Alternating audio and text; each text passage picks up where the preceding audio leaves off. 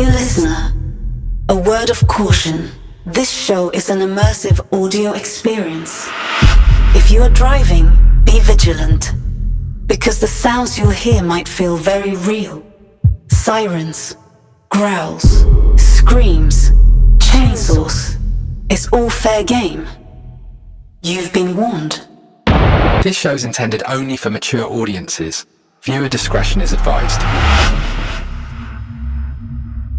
DEVOUR presents Issue 4, Night Owls by Hannah Rosner.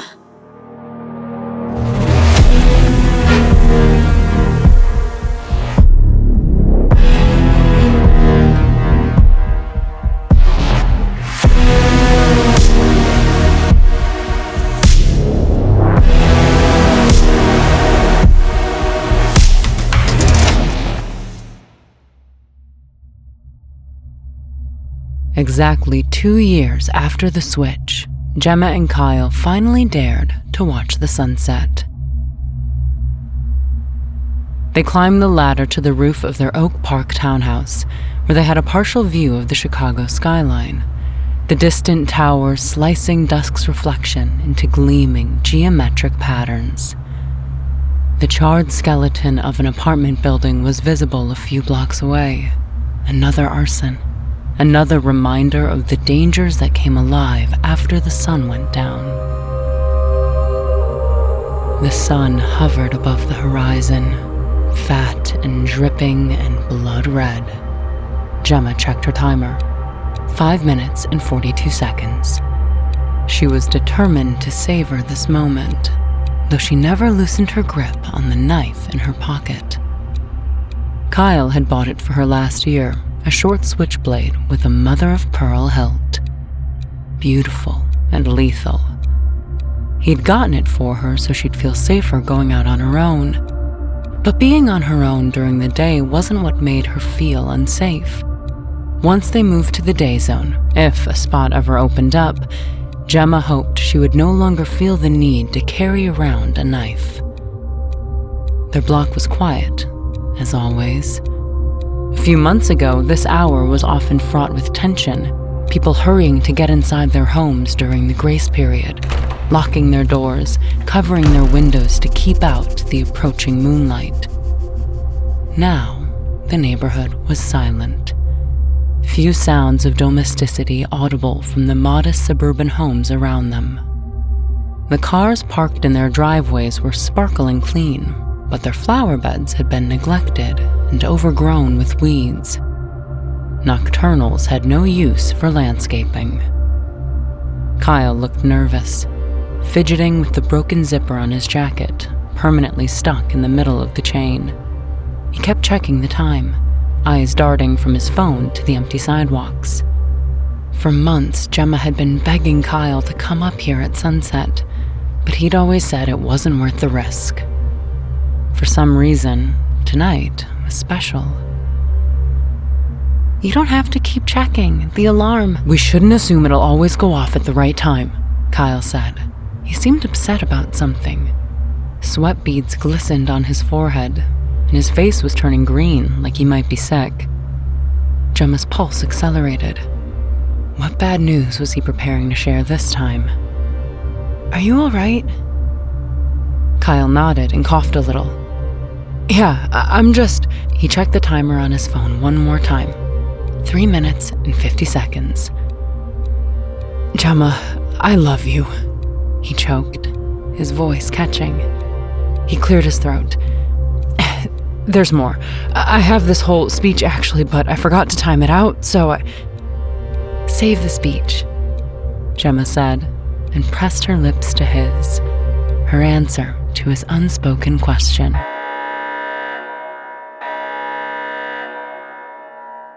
An ear-splitting klaxon blared, severing the silence. The curfew alarm. The sound flooded Gemma's body with adrenaline. They had 3 minutes until the grace period was over. It took 20 seconds to descend the ladder, 7 seconds to jog to the front door. Gemma checked her phone. They'd be inside with 2 minutes to spare. But as they moved to the front of the house, they found a man standing at their door. Gemma recognized him. He lived 2 houses down and always wore suits that seemed 2 sizes too big. She tried to recall the last name on his mailbox. Benson?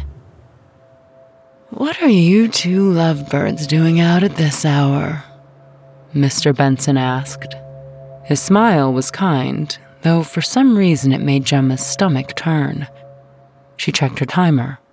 1 minute, 50 seconds.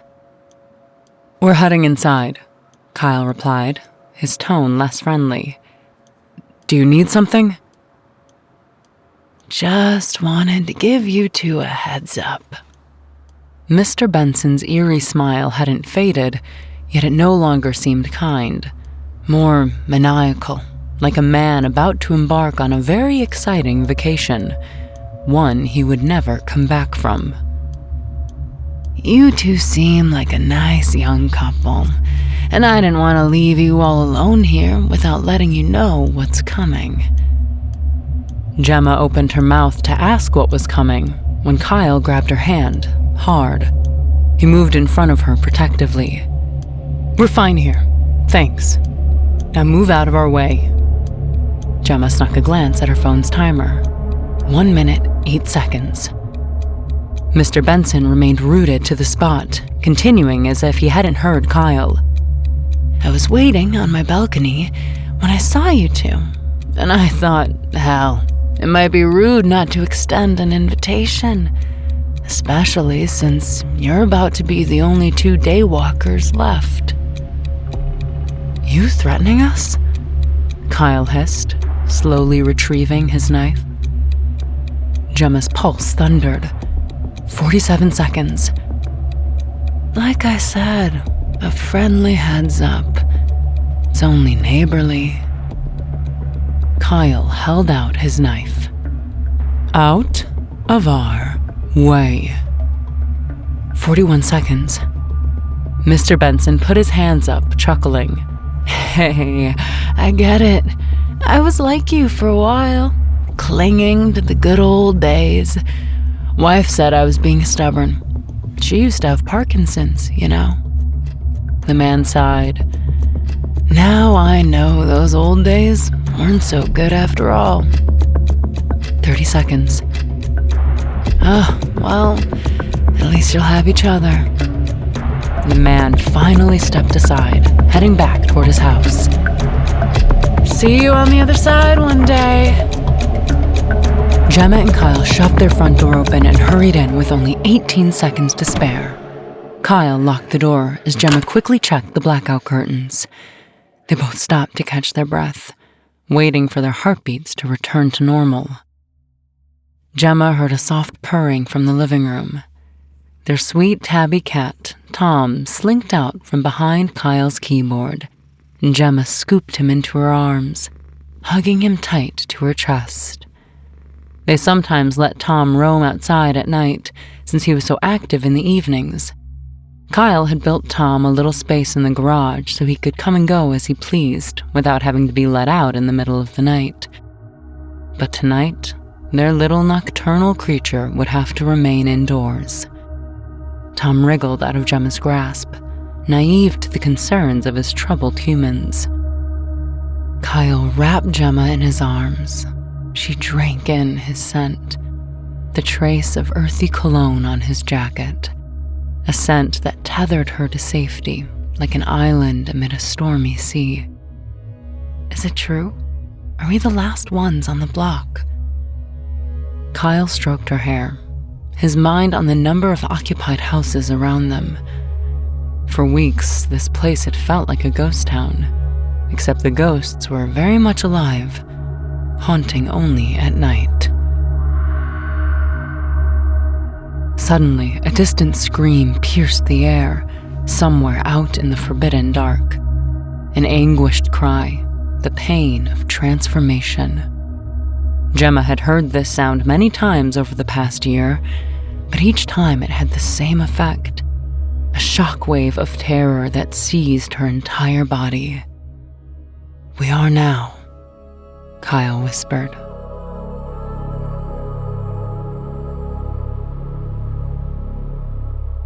"2 years ago, on the night of the switch, Gemma and Kyle opened a bottle of Chardonnay and snuggled up to watch the latest Pixar movie.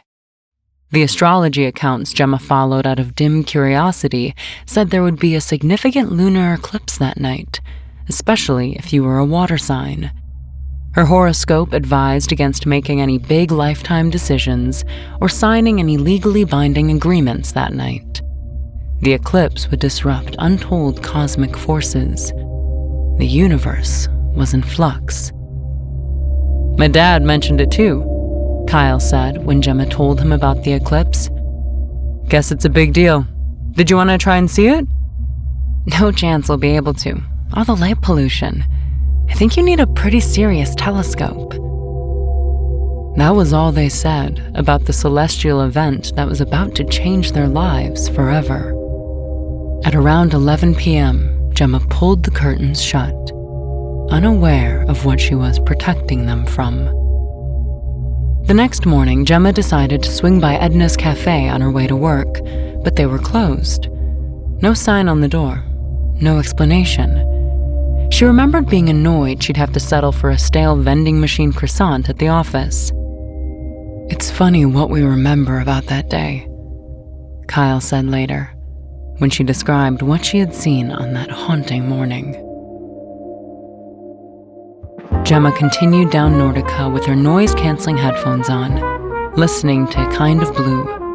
Over Miles Davis's soaring trumpet, she didn't hear the sirens. Gemma waited at a crosswalk with a half-dozen other pedestrians, all looking at their phones, Gemma included. The light changed and the group surged forward, veering around a homeless man lying in the middle of the sidewalk. Only Gemma slowed her pace, alarmed by the sight of the old man.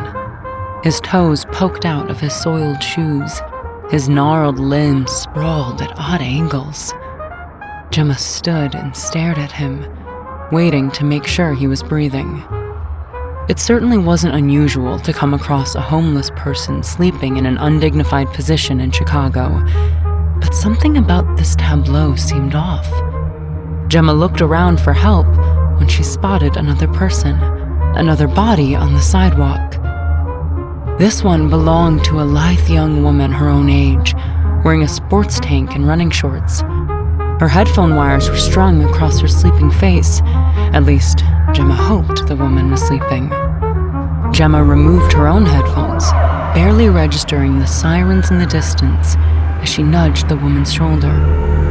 Gemma was relieved to see that the woman was breathing, but she didn't stir, no matter how forcefully Gemma shook her. A curly-haired woman in a pantsuit walked by, glancing down at the unconscious Strauger, but she continued on without stopping, her heels clicking against the pavement. Down the street, Gemma saw a smaller body, a child, a little girl with black hair and a yellow SpongeBob backpack, lying on the sidewalk. Beside her, a middle-aged man in a suit, probably on his way to drop off his daughter at school before heading to work. What the hell was going on? An anguished, guttural scream pierced the air, the kind she'd only ever heard in slasher movies. That's what she remembered. A scream so soaked in fear it didn't sound real. Across the street, an older woman cradled a man's head in her lap. Crimson blood was leaking from his eyes, his nose, the corners of his mouth, lips parted in a silent scream. Gemma would later learn that not everyone who had been exposed to moonlight after the switch had survived. Some tried to stay awake using caffeine or stimulants. They met the same fate as the man across the street, his screaming wife holding his heavy head, his blood dribbling down her forearms. It's funny what we remember. Morning light flooded their bedroom as Gemma threw open the curtains, exacerbating Kyle's migraine. He'd barely slept, his mind straying towards nightmarish possibilities, afraid the neighbors would come with pitchforks to force them out into the moonlight. He'd heard of things like this happening in other neutral zones, overheard the anxious whispers from his co-workers who'd been terrorized into moving out of their homes. He was probably being paranoid, assuming the worst. He'd gotten up in the middle of the night and unplugged their wall clock to escape the faint tick, tick, tick that sounded to him like a doomsday countdown. They had a dozen other digital clocks throughout the house. Losing track of time was dangerous. At the kitchen table, Gemma jotted up a guest list for their wedding. Yes, they would have a wedding. The new normal be damned. They would figure out the logistics later, like finding a venue for the reception now that so many had gone out of business, or how they would even begin to afford it. The traditions that used to make Gemma roll her eyes, a bouquet toss, an exchange of vows, now evoked nostalgia for a simpler time.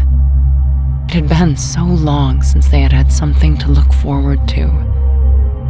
Across the table, oblivious to the white chiffon daydream Gemma was enmeshed in, Kyle scrolled the news on his phone. A video was making the rounds, grainy footage shot at night. A drunk guy vomiting in an alley, 2 teenage boys laughing off camera. The drunk's eyelids drooped as he slid down a brick wall, mumbling weakly in protest as one of the kids doused him in gasoline. A lighter clicked. "Do you have to watch that right now?" Gemma kept her eyes on her list to avoid the horrors on Kyle's screen. He stopped the video. It wasn't hard to guess where it was going anyway. Kyle scooted closer to her, glancing at the list. About half the names were crossed out, including his parents. Why write the names of people who can't come? "So I know I'm not forgetting anyone." They both stared at the list, growing overwhelmed by the sheer amount of crossed-out names. Gemma flipped her notebook shut. By the time the big day came, there was no telling how many people could actually attend, since they wouldn't be having a big night. Gemma and Kyle had a little extra time before work that morning, so they headed to Edna's Cafe for coffee, their fingers interlocked like teenagers. In the neutral zone, most businesses had expanded their hours to serve both the day and night crowds. Edna's was one of the few places that was exclusively open during the day. The shop was frequently vandalized overnight, yet each time the owners immediately painted over the graffiti, despite knowing they would have to do it all over again the next day. As they turned onto Nordica, they were met with sirens and flashing lights. Firefighters doused the smoldering remains of Edna's Cafe with their power hoses, the damage long since done. Last night, apparently, someone decided vandalism wasn't enough. A gurney was wheeled out of the back of an ambulance, though the medics weren't in much of a hurry. Gemma looked up at the blackened windows on the second floor above the cafe. Edna and her husband had lived upstairs as long as Gemma could remember. Had the switch altered Nocturnals' brain chemistry, Gemma wondered? Were the ones who burned other people alive psychopaths before they turned? Or did the switch shut off the part of their brain responsible for empathy and remorse? If science hadn't discovered a place in the body where the soul resided, how could anyone know if Nocturnals did or didn't have one? Gemma and Kyle walked home in silence. The neighborhood was eerily quiet, like a paper town, blinds drawn in every window of every home they passed.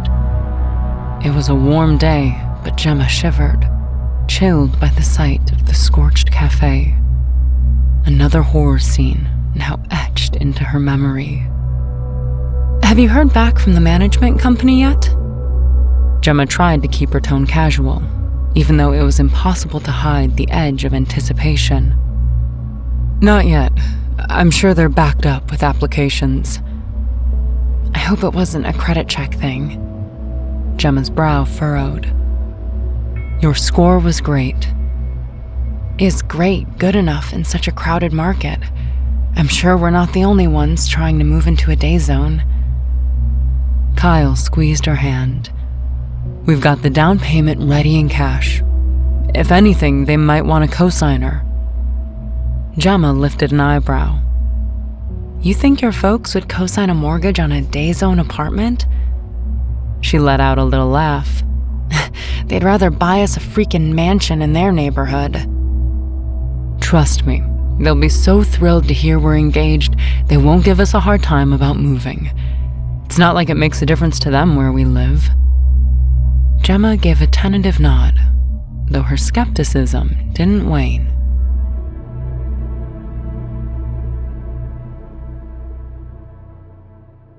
On the night of the switch, Kyle saw his parents in person for the last time. His mother had made lasagna, his father's favorite. David swallowed 4 different prescription pills with water as Susan scooped a heaping square onto his plate. Kyle reached for the spatula, but Susan insisted on serving his portion. His left hand was still in a cast.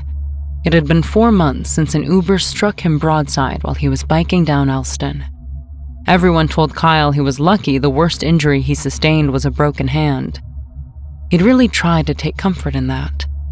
But as his mother served lasagna for him, as his father eyed him with pity, Kyle glanced at his first piano positioned prominently in the living room, now just for decoration. He didn't feel very lucky at all. After dinner, David went outside for a cigarette. Kyle followed him. Stage 3 lymphoma wasn't enough to kick the habit? David took a drag. You expect me to go through chemotherapy without having a smoke once in a while? Kyle shook his head. Whatever.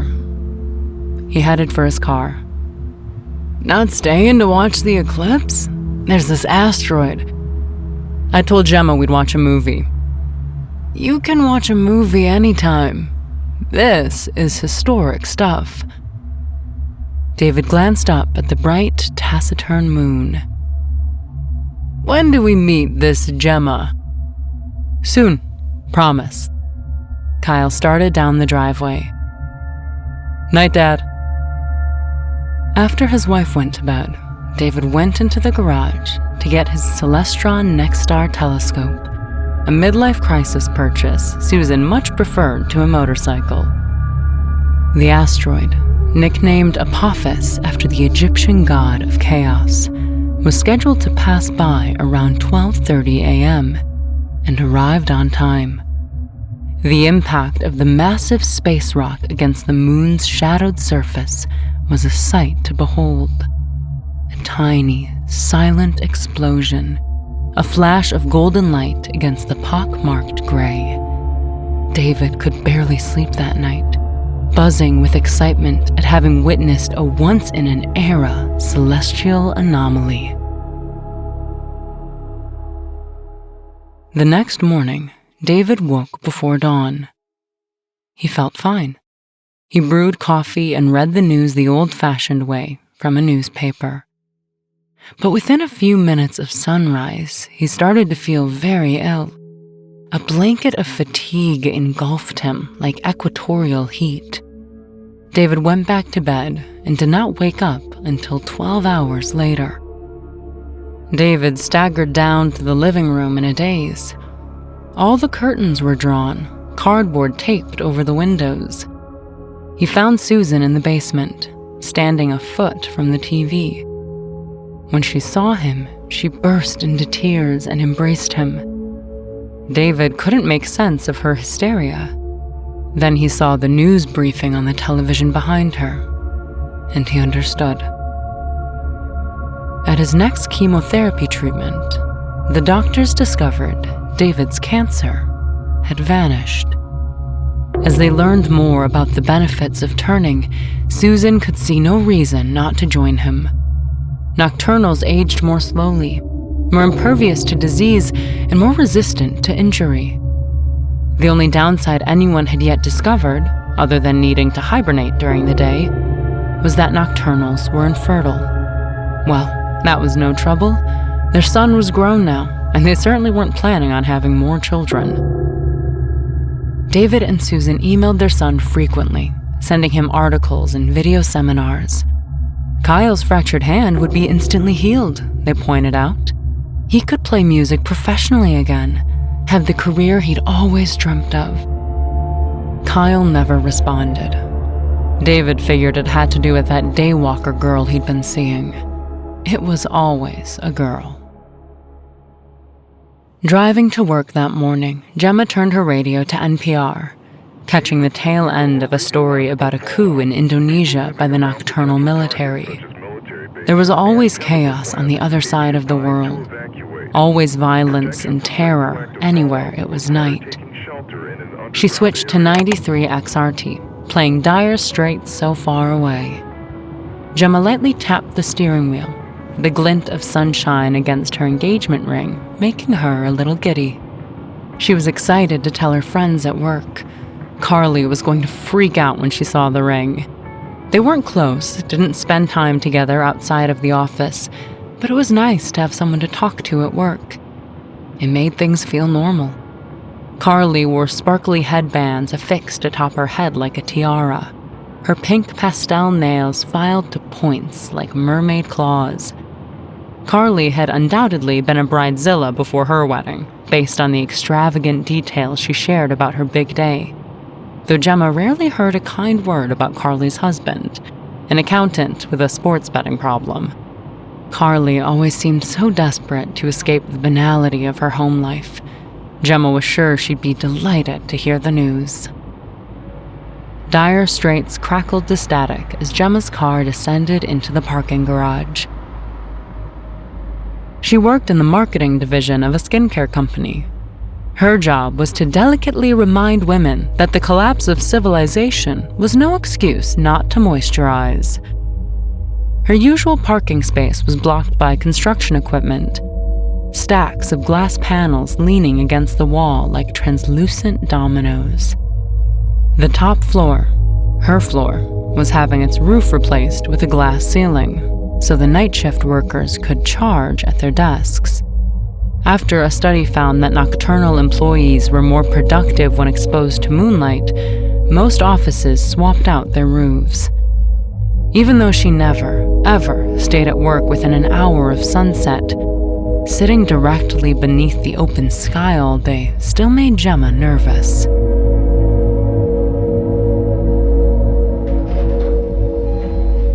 A "Pardon Our Dust" sign taped to the wall greeted Gemma as she arrived on her floor. Digital clocks on the wall displayed the exact time of sunrise and sunset in Chicago, New York, London, and Tokyo. Someone had stuck glow-in-the-dark stars on the wall in the break room, management's attempt at inter-office camaraderie.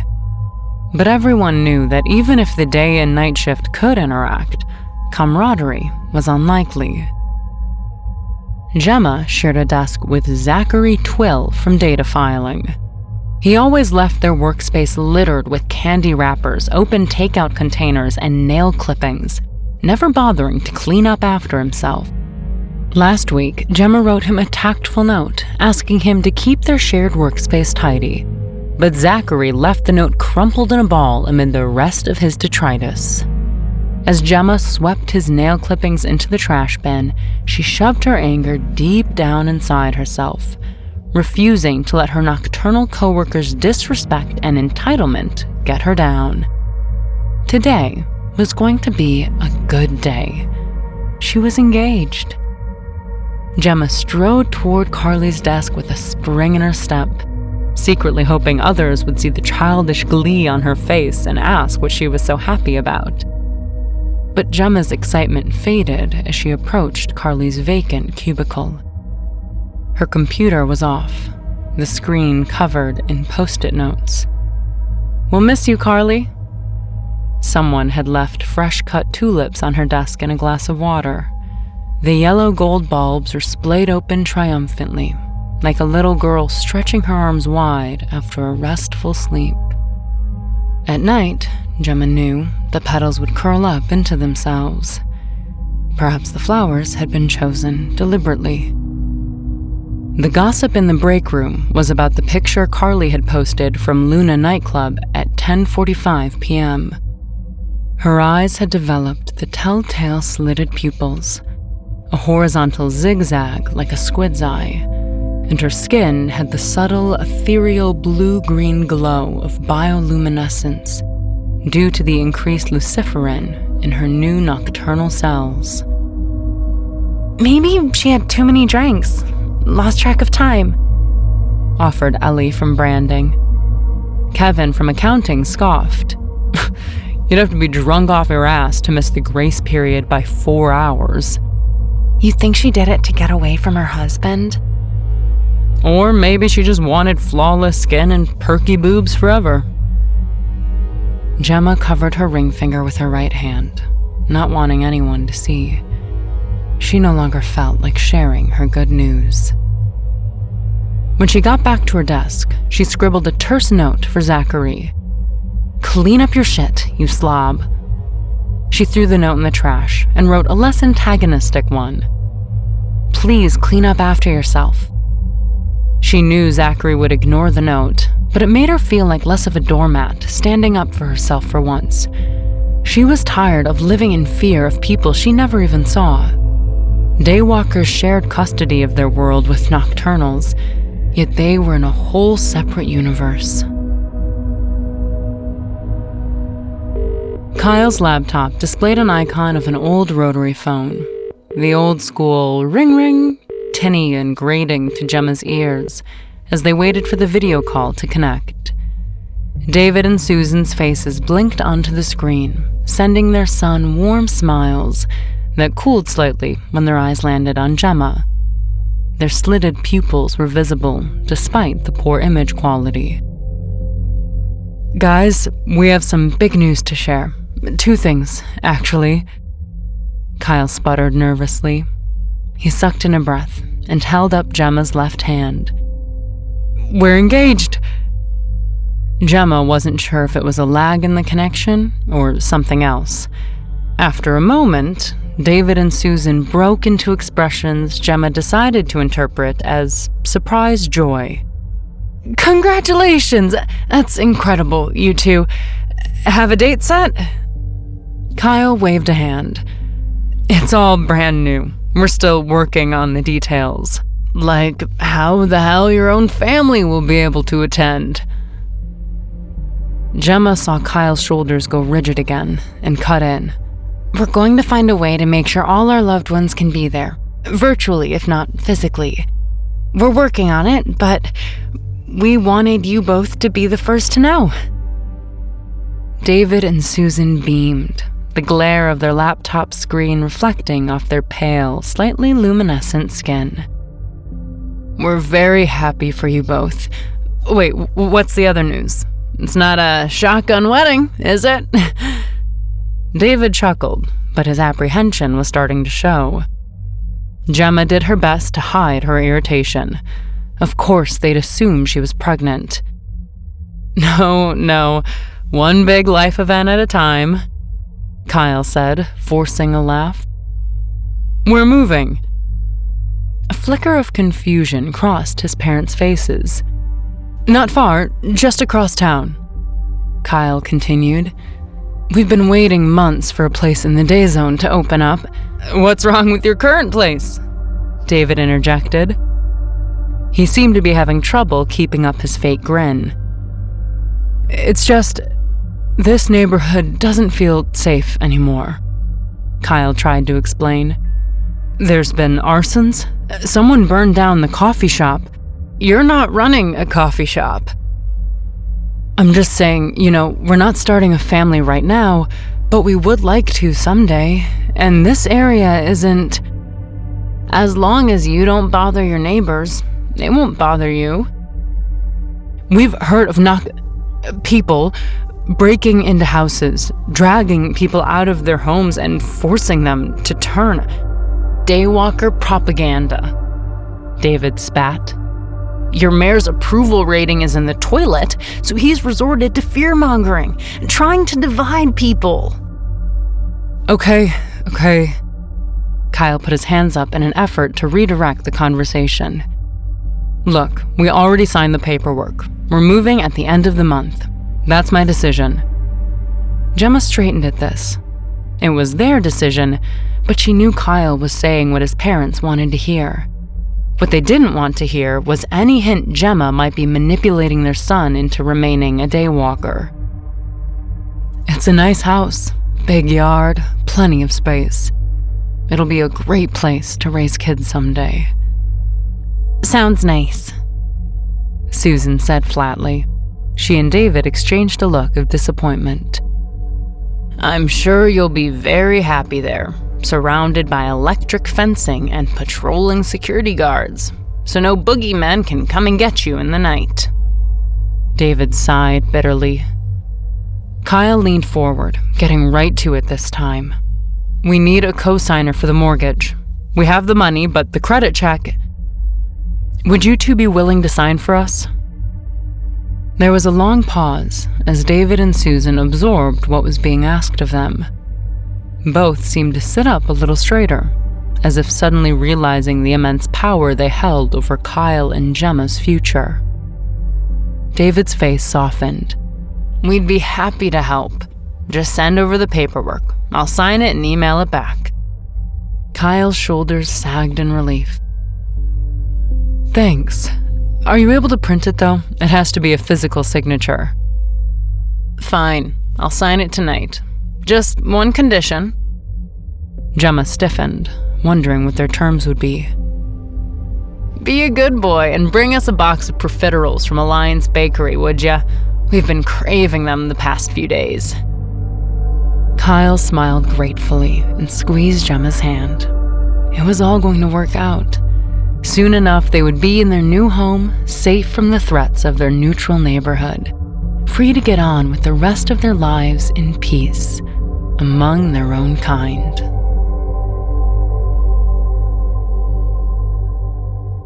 The next day after work, Kyle headed to his parents' house.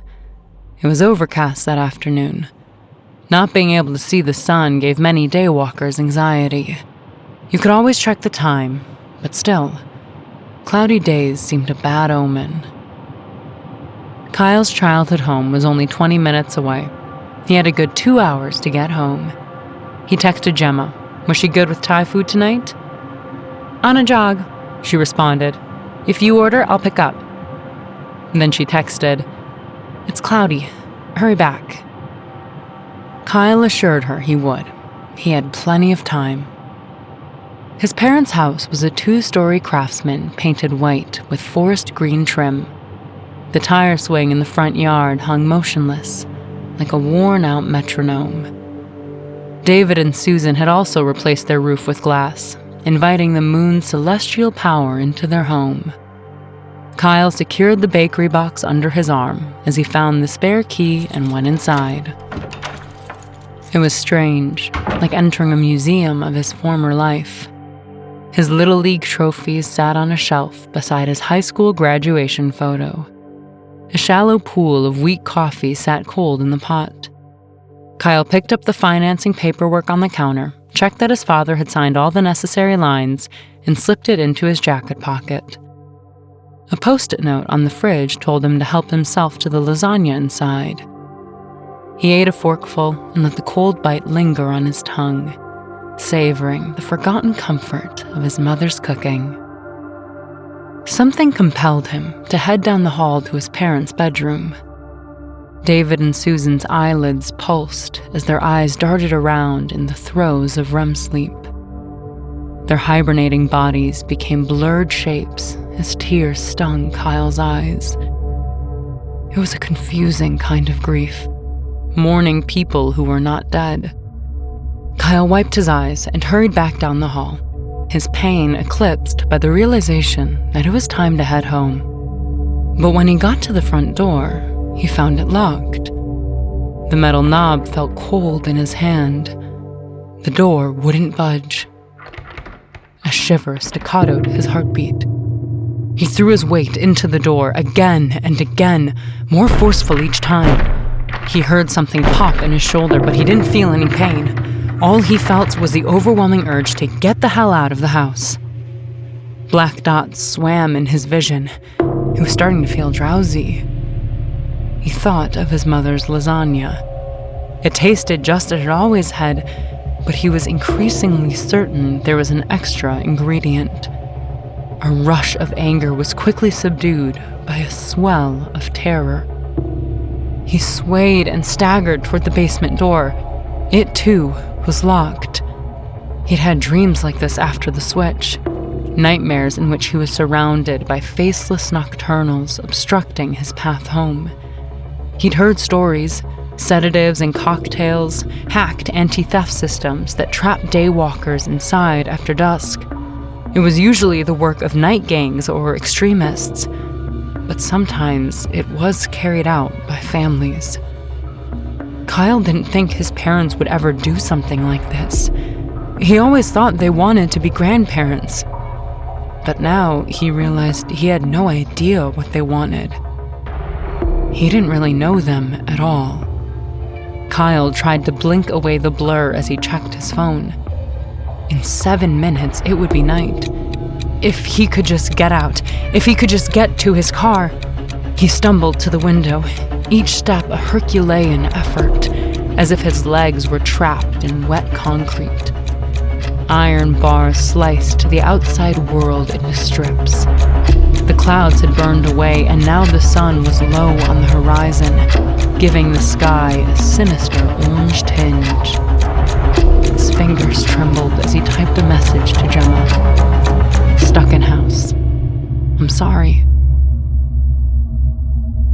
Outside, he thought he heard laughter, but when he looked out, he couldn't see anyone. Gemma's phone was in the living room when Kyle's text came through. She was in the bedroom, trying on the wedding dress she'd just picked up from the alteration shop.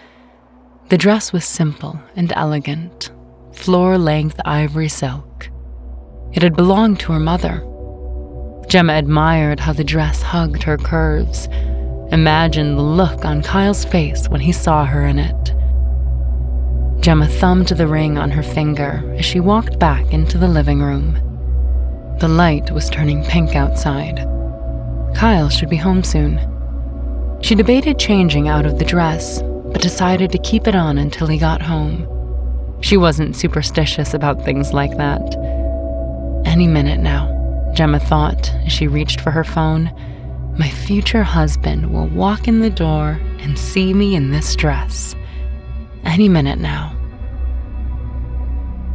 When David and Susan emerged from their bedroom after dusk, Kyle was curled into a ball under the table, shuddering violently from the agony of the turn and trembling with rage.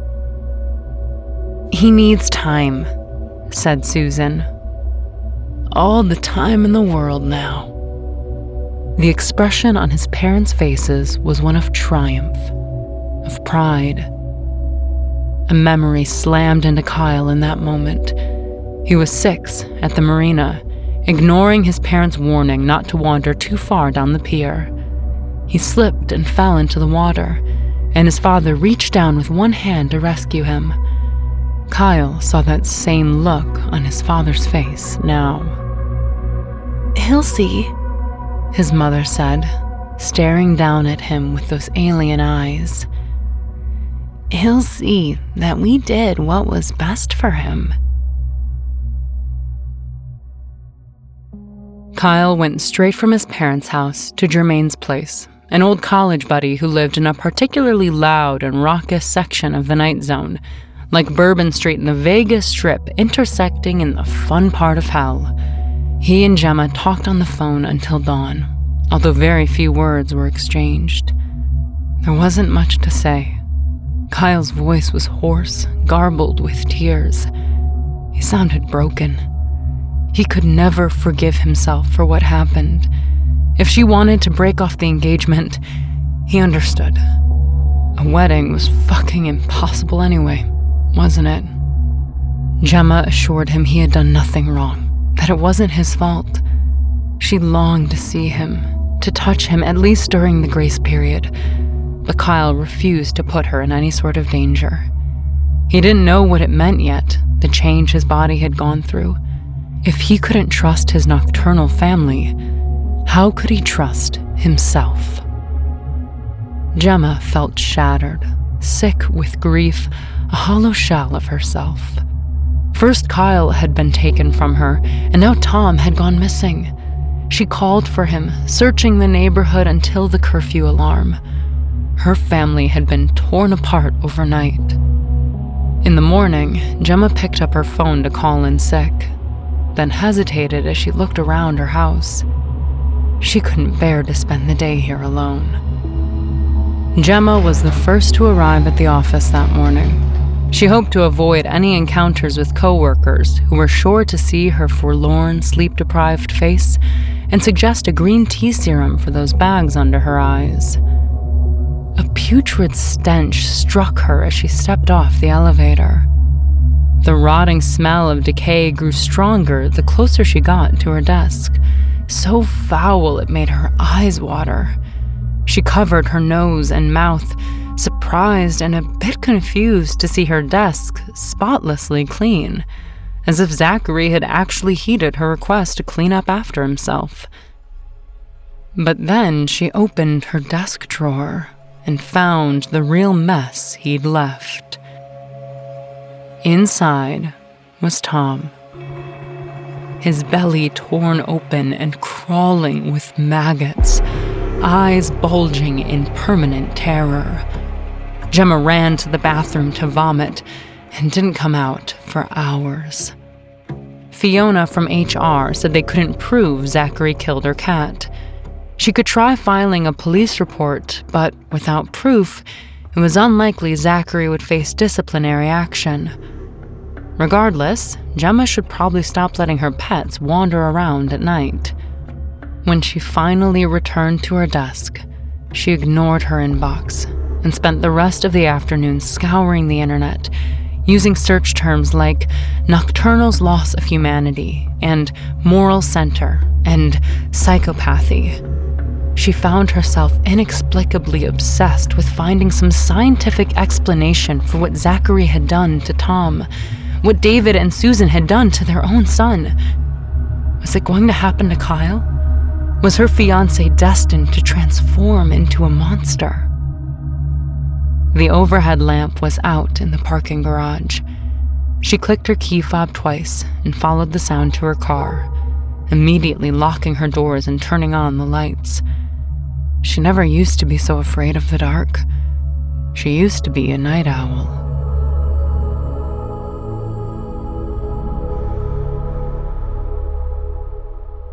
Before she met Kyle, before everything, Gemma spent long nights at Clark's 24-hour coffee shop, writing poetry in a corner booth until 3 a.m. There was a piano near the bar, but at that hour no one ever played it. She wrote to keep the lights on in her mind, to hold her dark thoughts at bay. Poetry gave her something to think about besides her mother's ailing health. Gemma couldn't control how her mom's body would respond to the treatment, couldn't control the darkness threatening to swallow her up. All she could control were the words hovering on the screen in front of her. Gemma was rearranging some of those words when a young man with dark curls and insomniac eyes took a seat at the piano. He wore a black t-shirt emblazoned with the logo of Metro, a music venue next door to Clark's. Gemma watched him as he played Sail to the Moon, one of her favorite Radiohead songs. She thought he played beautifully, but he stopped himself a few times, looking more frustrated each time he hit a wrong note. She noticed a wrist brace on his left hand as he got up to claim his to-go order. She smiled at him in a way she hoped was encouraging, because she really wanted him to keep playing. When he smiled back, it was as if someone turned the lights on, chasing away the shadows. They moved in together a few months before the switch.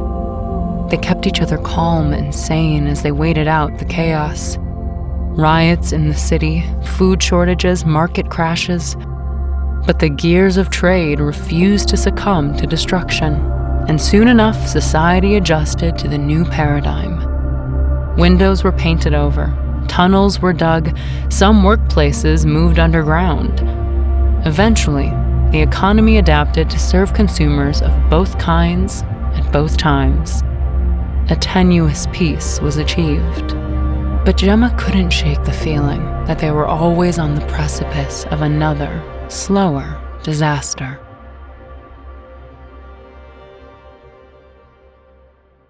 At first, Kyle isolated himself, going straight home after work. But his loneliness was starting to gnaw at him. When his new colleagues invited him out for drinks at a jazz bar in the Night Zone, he accepted. The other guys possessed a cocky, playboy attitude that his old self would have found nauseating. But he found himself beginning to admire their expensive clothes and lavish tastes. "When do we get to meet this elusive fiancé of yours?" they asked. "We've seen the picture on your desk. Quite a catch, my man," they said. "I can't expose her to the likes of you heathens," Kyle responded with a strained grin. The other men waved him off, Kyle's mystery woman already forgotten, in favor of the sumptuously clad girls in red lipstick at the adjacent booth. When the girls joined the co-workers, giggling with delight as the men lifted them onto their laps, Kyle was sure he'd never felt so alone in his life. Kyle knocked back the last of his whiskey. He could now have 6 or 7 cocktails and feel pleasantly buzzed, but never drunk. His new and improved liver irritated him. He wanted to get blitzed out of his mind. On a small raised platform, a grand piano beckoned Kyle, its obsidian cover reflecting the crimson and violet overhead lights. He barely heard the whoops and cheers from his table as he took a seat at the piano, barely registered the hush of the crowd as he began to play Sail to the Moon. His fingers danced with a dexterity he hadn't known since that biking accident 3 years ago. When he finished, the bar broke into applause. He scanned the faces in the crowd, some genuinely dazzled, others unimpressed. But the only face that mattered to him was the one that wasn't there. Gemma hardly slept anymore, startling at every sound. Was that just the wind, or was someone raking their fingernails against her windowsill, looking for a way in? When she did manage to sleep, she dreamt of fire, crackling embers licking at her back.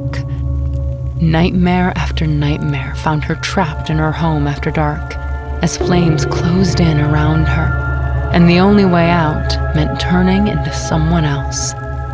She gasped awake, tangled in sweat-drenched sheets, suffocated by a noxious blend of fear and grief she couldn't seem to escape. There was a way to escape, of course.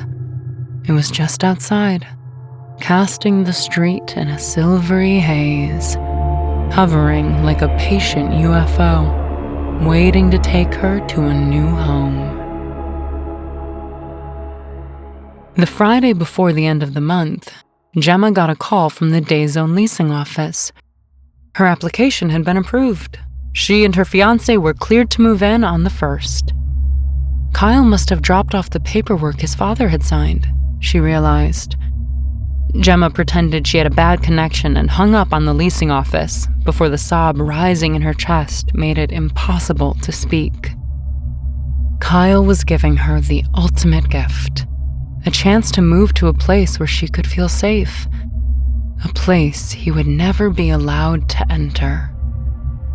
She knew from the letters he'd been sending that he missed her terribly, that every bone in his body ached for her. He wanted her with him more than anything, yet he was leaving the choice to her. It meant he wasn't like the others, like Zachary and David and Susan. It meant becoming nocturnal didn't mean giving up your humanity. Didn't it? Gemma paced the house all night, debating, weighing the pros and cons. It wasn't about losing her ability to have children. She wanted children with Kyle or not at all. It was about how much longer she could live like this, in fear, in sadness, in isolation. Even if she moved to the day zone, she knew she would never feel safe. Not really. It wasn't just that she missed the comforting protection Kyle offered. She simply longed to feel as if she could protect herself. The global population of Nocturnals was nearing 50%. Soon there would be more of them than of her kind. She wondered how long it would take. She wasn't sure she could bear the waiting. She couldn't decide on her own. She had to see him first. Gemma called Kyle and told him she wanted to meet him during the grace period. She rented an Airbnb in the neutral zone. Kyle could check in during the pre-dawn hours of the morning and sleep all day, and when he woke up, she would be there waiting for him. Kyle suggested they meet in the house, but she wanted him to come outside at dusk.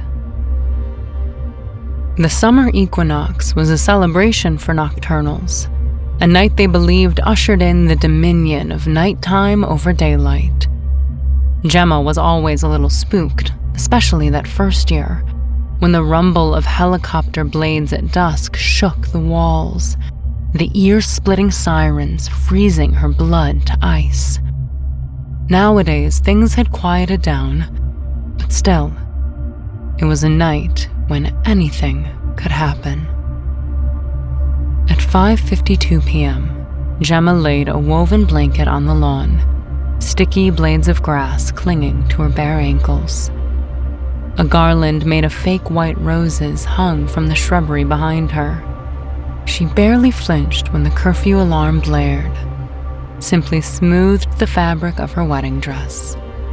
A small white purse over her shoulder carried Kyle's wedding band in one pocket, and in the other, her knife, just in case. She pressed play on her phone, and the stormy piano of Sail to the Moon began to play. The back door creaked open. Kyle's face beamed like the sun as she turned and met his gaze. "I wish you'd told me," he said, his eyes watering. "I'd have worn a tux." "I couldn't find an officiant willing to perform a 3-minute ceremony at this hour anyway." She smiled through tears as he stepped toward her, his movements delicate, careful, like she was made of glass. Gemma wiped her eyes and took a deep breath. "What's it like on the other side?" Kyle pulled her into an embrace. His arms felt like coming home. "It's dark without you." She nodded, burying her face in his neck. "I love you, day and night," she whispered. "Day and night," he whispered back. In the corner of his eye, he could see the sun dipping below the horizon. He pulled away, blinking back tears. "You should get inside," he said. Now she was certain. Hearing those 4 words, she'd made up her mind. She glanced west as the blood-red sliver of molten light began to disappear. Gemma pressed her cheek to Kyle's and closed her eyes, counting the seconds as the last fading embers of sunlight gave way to darkness.